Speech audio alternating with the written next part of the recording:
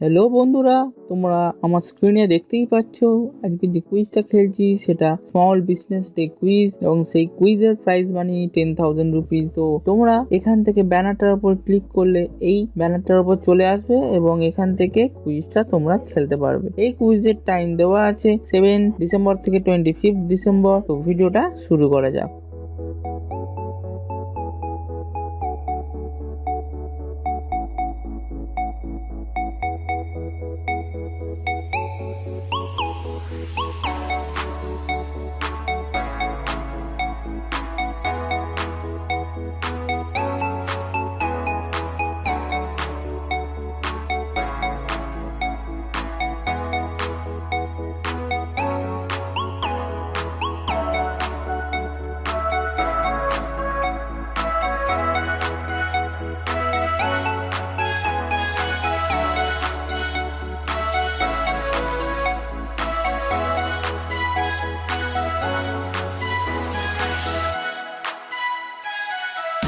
পাঁচটা কোশ্চেনের সঠিক অ্যান্সার দেওয়া হয়ে গেছে। এই কোশ্চেন অ্যাটেন্ড করার পর তোমরা যে উইনার লিস্ট সেটা 26 ডিসেম্বর এখানে পেয়ে যাবে। তো আশা করি এই কুইজটা তোমাদের কাছে হেল্পফুল হবে।